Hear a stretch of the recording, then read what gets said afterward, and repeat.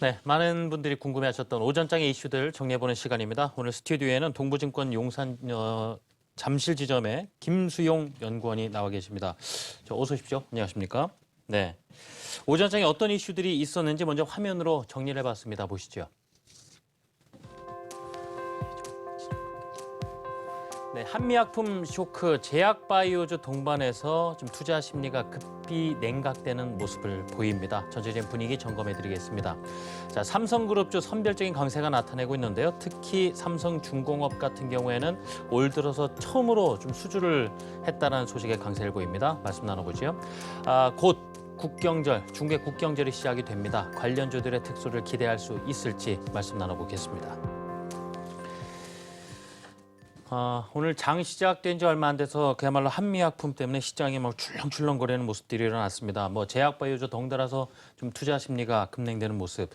글쎄요, 이 지금 외국인과 기관이 매도를 보이고 있습니다만은 기관은 주로 이제 코스피 시장에서 의약품 업종에 좀 매도에 좀 중심을 두고 있고요. 외국인 같은 경우는 코스닥 시장에 또 제약업종 좀 매도세가 강한 상황입니다.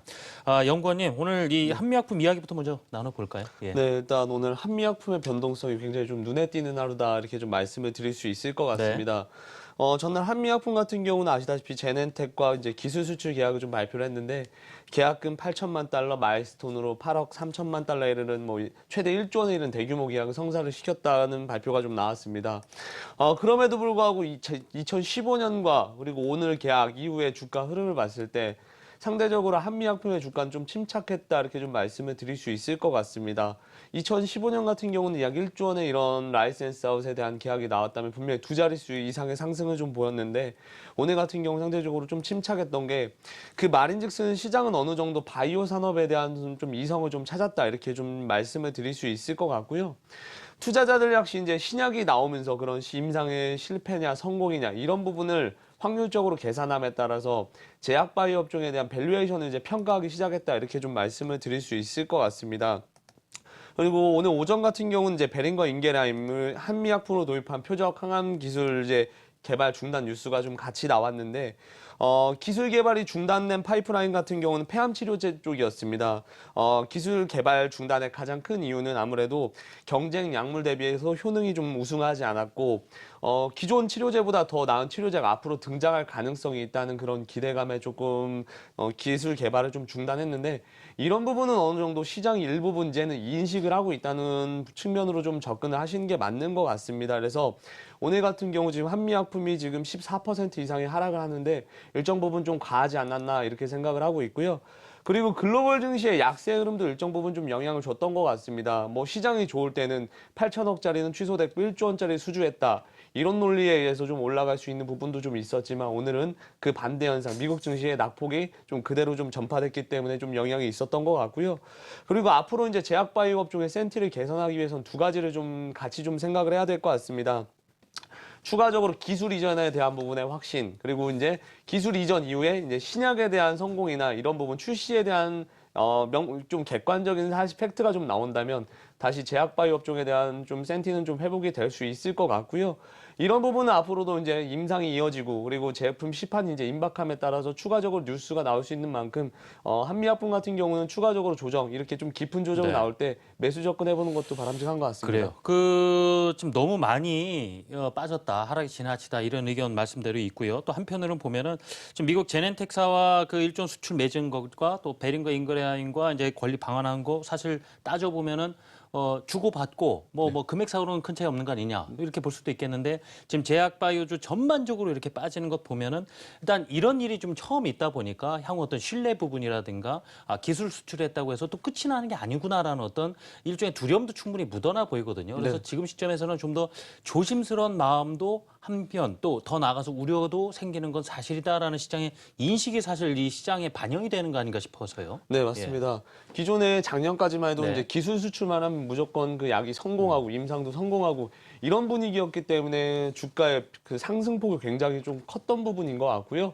그리고 앞서서 말씀을 드렸다시피 상대적으로 오늘 아침 1조 원의 수출에도 불구하고 조금 상대적으로 주가가 좀 큰 폭의 상승이 없었던 거는 이런 부분에서 투자자들이 판단을 할 수 있는 그런 이성적 감각이 좀 생겼다는 부분인 것 같습니다. 그래서 이런 부분 때문에 충분히 이제는 뭐 임상에 대한 부분도 좀 반영이 됐다 이렇게 보시면 좋을 것 같고요.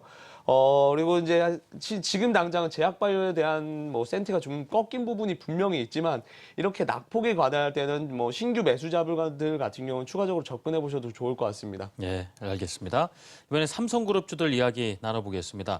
좀 호재가, 좀 기대가 스물스물 올라오는 기업들이 있습니다. 먼저 삼성중공업 수주 이야기가 들려왔고요. 삼성물산 역시 삼성바이오로직스의 상장 승인이 됐다는 소식에 그나마 오늘 좀 강세를 보이는 양상인데요.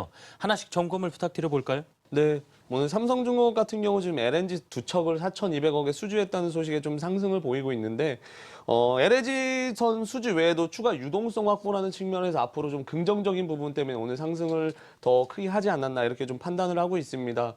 조선주 가운데서 지금 대우조선해양 같은 경우는 아시다시피 조금 기로에 있는 부분이 있는 것 같고요. 현대중공업이 삼성중공업보다 상대적으로 올해 상반기에 주가의 탄력성이 굉장히 컸습니다. 그 이유는 뭐 실적 턴어라운드 스토리도 분명히 있었겠지만 현대중공업 같은 경우는 현대오일뱅크 상장을 앞두고 유동성에 대한 부분이 일정 부분 마련되어 있다. 이런 측면에서 주가의 탄력성이 더 좋았던 부분인 것 같고요.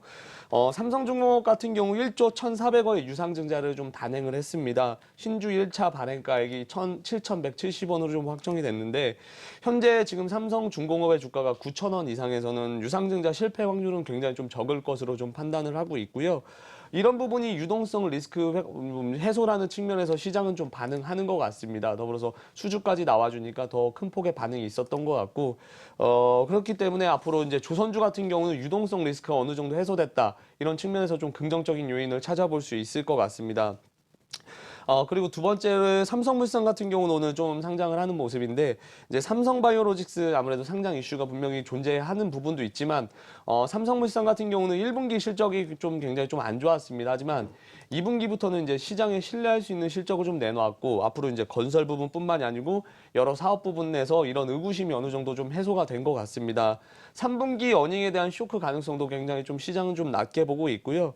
최근에 트렌드가 네이버 같은 기업들 같은 경우는 라인 상장 이슈로 인해서 주가의 움직임이 굉장히 좀 좋았습니다. 그래서 단기적으로 지금 3분기 실적 발표까지는 기간이 조금 남아 있기 때문에 자회사 상장 이슈가 있는 이런 종목들 같은 경우는 추가 모멘텀으로 좀 작용할 수 있는 부분이 있기 때문에 좀 관심을 가지고 보셔도 좋을 것 같습니다. 네, 알겠습니다. 자, 이번엔 마지막 이슈가 되겠습니다. 중국 최대 명절인 국경절이 이제 내일부터 시작이 되는데 그래서 중국 증시도 다음 주 한 주간 내내 좀 휴장을 하지 않습니까? 그런데 국경절 앞두고 돈이 나오는 뭐 여행주라든가 화장품 이런 종목들이 아직까지는 눈에 띄게 움직이는 모습은 안 나타나고 있어요. 글쎄요, 이거 어떻게 판단해야 될까요? 네, 올해 또 시장의 예. 큰 특징은 사드 관련한 이런 네. 중국 관련 소비주들의 움직임이 좀 많이 둔화됐다 이렇게 좀 말씀을 드릴 수 있을 것 같은데 작년, 재작년 그리고 국경절만 되면 항상 우리 그 중국 관련 소비재주들의 움직임이 굉장히 좀 좋았습니다. 하지만 최근에 사드 배치 이슈가 7월부터 좀 등장을 하면서 이런 부분들이 조금 힘을 못 쓰고 있는데 아무래도 이제 어쨌든 10월 1일부터 7일까지 중국은 국경절을 맞습니다. 그래서 국경절 기간에 서울을 찾는 중국인 관광객은 약 25만 명 정도로 추산을 하고 있고요. 중국인 관광객 1인당 소비 금액은 약 250만 원 내외가 될 것 같습니다. 그러면 추가적으로 6,250억이라는 추가 지금 소비가 창출이 가능하기 때문에 이런 부분에 있어서 충분히 우리나라 기업들에 대해서는 조금 이익 모멘텀이 좀 작용할 수 있는 부분이 있을 것 같고 오전 같은 경우 뭐 모두 투어나 이런 일부 여행주 같은 경우 좀 강세를 보였습니다.